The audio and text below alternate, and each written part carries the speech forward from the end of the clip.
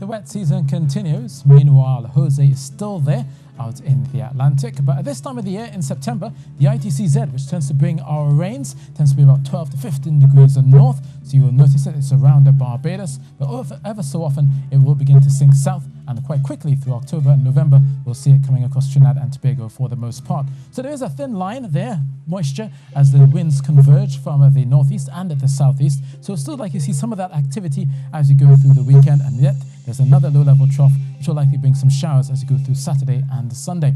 But for Tobago, we should be seeing those overnight thunder showers and lightning beginning to fade as you go through Thursday. There's a ridge of high pressure set to build across parts of the Windward Islands, but still a scattering of showers are likely during the morning and into the afternoon. Meanwhile, for Trinidad, you'll also see some lightning flashing, especially favouring around the coastlines of Trinidad, along with the warm waters there. Across the hillsides, you may see also the possibility of a heavy shower coming across you during the early hours. Through Thursday morning, there will be a bit of a reprieve, but the showers will still be there on occasions. And then once we get the daytime heating going through mid-morning and into the afternoon, do watch out for another round of thunder showers, some of those as well turning heavy or thundery. Now down towards the south coast, to San Fernando, Point Fortin and the Carcass, it's likely to be a cloudy start for you here. As you go through the day, the sunshine will appear, but also this will add to the daytime heating, which will likely converge along the Gulf of Paria and bring you some thunder showers as you go through the afternoon. So looking at a warm day, 34 degrees Celsius in Trinidad, 32 degrees Celsius likely in Tobago. Through Friday and Saturday, Tobago should be mostly fair and settled. That ridge should be in charge, at least to the beginning of the weekend. And then by Sunday, we'll see another tropical wave coming through, bringing us some showers there. For Trinidad, unfortunately, still can't get away from the afternoon thunder shower on Friday, but there'll be more prolonged rainfall as you get towards Sunday.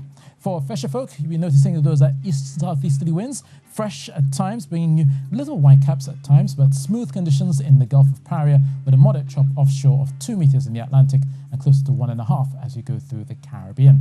Now, the Caribbean is obviously trying to recover from the effects of Irma, as well as the passage of Jose towards the north. And here's Jose. It is sinking south, and it may begin to interact with the Greater Antilles, causing some instability there.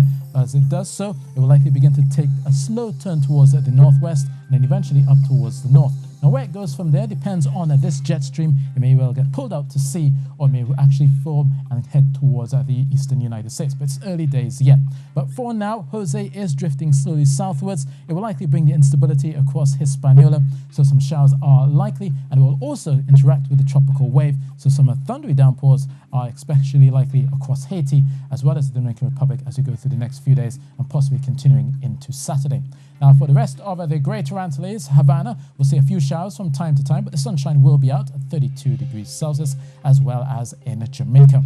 Now, for the Eastern Caribbean, there's sunshine around for the Leeward Islands, all the way from St. John's into Barbuda, and obviously out towards the Virgin Islands for the most part. There are a few showers pushing down towards St. Lucia, steamy at times with a high of only 32 degrees Celsius, and down towards Georgetown as well. A few late showers are likely, but St. George's in Grenada may see a showery spell that may turn heavy or thundery as they go through the day.